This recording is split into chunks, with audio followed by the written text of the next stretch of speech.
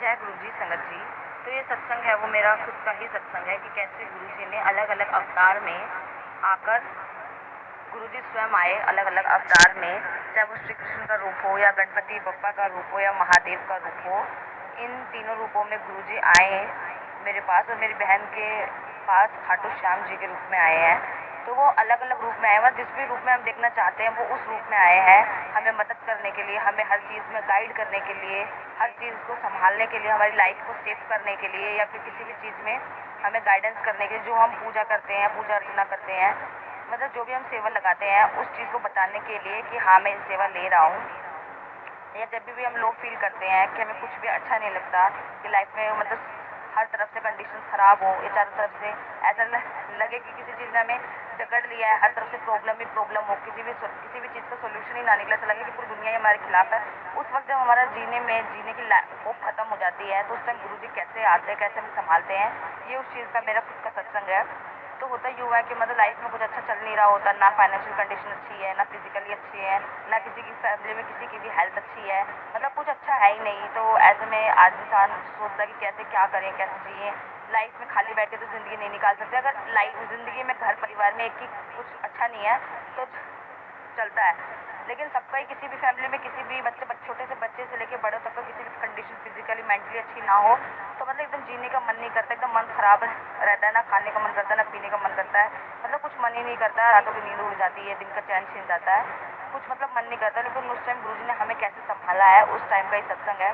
तो होता ही हुआ मतलब कि जब हम सोचते कि हमारी फैमिली मतलब कुछ अच्छा नहीं चल रहा तो इंसान का पूजा पाठ की तरफ या फिर इंटरेक्शन बढ़ता है भगवान की तरफ कि हम ये करें वो करें सब कुछ करें, तो इंसान मतलब ज़्यादा भक्ति में जाता है, डीप जाता है। मतलब जितना उसको नुकसान होता है, जितना देर उसको सब कुछ सही नहीं होता, तो भगवान की तरफ वो खींचा जाता है, मतलब भगवान की तरफ उसका झुकाव सबसे ज़्यादा होता है। तो वैसे मेरा हुआ, मतलब पहले मैं इतना पूजा पाठ नहीं करती थी जब मैं छोटी थी, लेकिन धीरे धीरे जैसे जैसे प्रॉब्लम्स क्रिएट होने लगे ऐसा लगा कि सब हमारे खिलाफ है, मतलब हर कोई हमारे खिलाफ है। मतलब एक फैमिली में एक मेंबर दूसरे मेंबर के खिलाफ हो जा रहा है, मतलब कोई किसी की बात नहीं सुन रहा है, काफ़ी ज़्यादा एग्रेसिव है, बच्चों में काफ़ी ज़्यादा एग्रेसिव है, उनका स्कूल की काफ़ी ज़्यादा छुट्टियाँ करना, पढ़ाई में उनका मन न लगना, एक दूसरे से एग्रेसिवली बिहेव करना, काफ़ी ज़्यादा गुस्सा करना, छोटे का बड़े पे हाथ उठाना, बड़े का छोटे पे हाथ उठाना, ये सारी चीज़ें चलती है। तो फिर कंडीशन मतलब माइंड ना बड़ों को काम करता है और फिर छोटों छोटों मतलब जो बात नहीं मानते बड़ों के, तो बड़ों को काफ़ी ज़्यादा दुख होता है। लगता है मतलब बाहर वाले तो है ही प्रॉब्लम क्रिएट करते हैं मतलब वाले, लेकिन घर वाले पे वही सेम चीज़ कर रहे हैं। तो फिर झुकाव बढ़ता है। वैसे मैं भोलेनाथ की रोज़ पूजा करती थी, मतलब ऐसा भी होता था कि मैं सुबह उठ नहीं पाती थी, मतलब मैं किसी भी टाइम पे करती थी, मतलब मेरा कोई फिक्स टाइम नहीं था, मैं कुछ भी करती थी, मतलब फिक्स टाइम मतलब दोपहर भी होती थी, कभी 12 बजे 1 बजे 2 बजे, कभी 3 4 भी बज जाता था, मैं नहा नहीं पाती थी। इतनी ज़्यादा मेरी हेल्थ कंडीशन एकदम पुअर, मतलब सुबह उठते ही पूरी बॉडी में पेन जैसा ऐसा लगता था कि मैं सोई नहीं हूँ।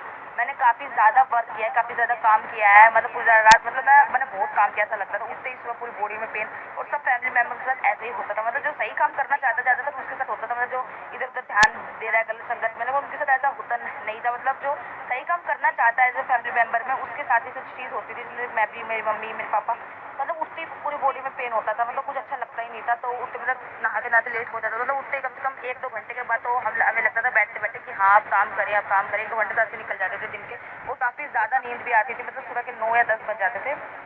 चाहे मतलब रात को तो नींद आती नहीं थी, अपने आप ही नींद एकदम गायब हो जाती थी, मतलब नींद आती नहीं थी। आप भी गई तो काफ़ी ज़्यादा लंबी नींद आती थी, मुझे तो खासकर बहुत ज़्यादा नींद आती थी। और नींद आने के वक्त के बाद में एकदम फ्रेश होता है ना इंसान को, फील होता है कि फ्रेश फील हो, कि इंसान इतने लंबे टाइम से सोया है, उसको फ्रेश फील होना चाहिए कि हाँ अब हमें काम करने का मन होना चाहिए। तो वो मन करता ही नहीं था, वो बॉडी की कैपेसिटी एकदम खत्म हो चुकी थी।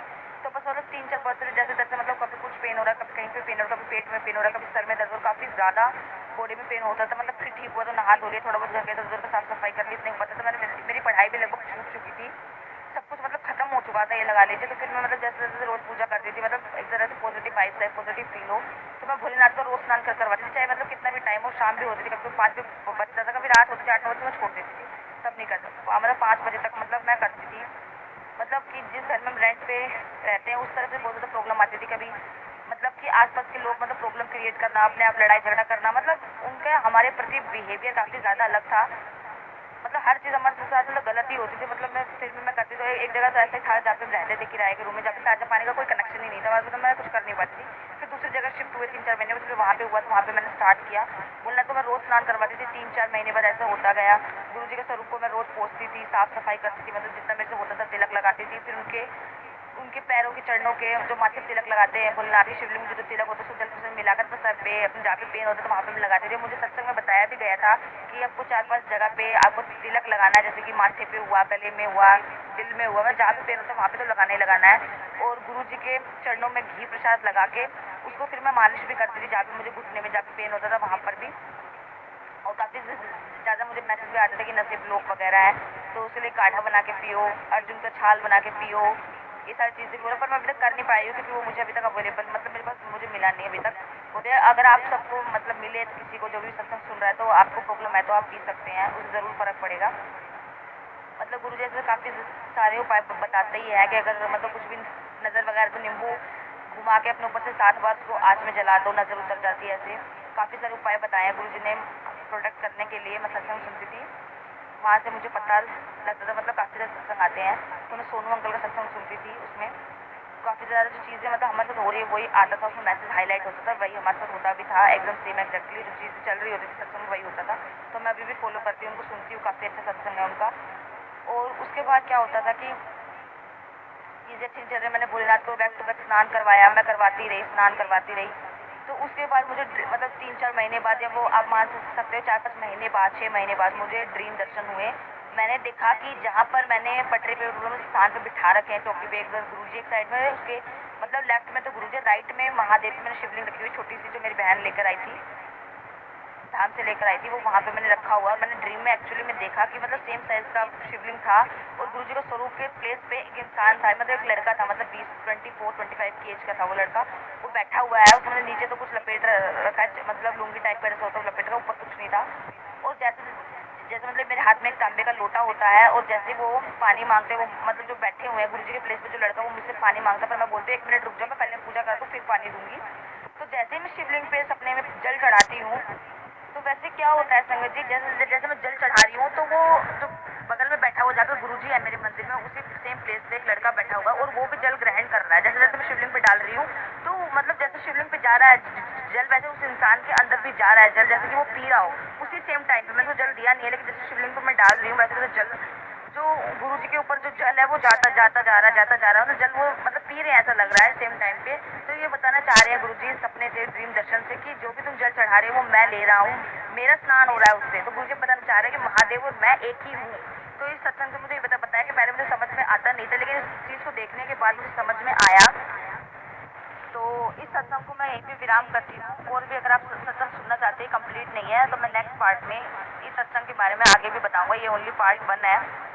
तो इस सत्संग को मैं यहीं पे विराम देती हूँ। जय जय गुरु जी, धन धन गुरु जी, वाह वाह गुरु जी।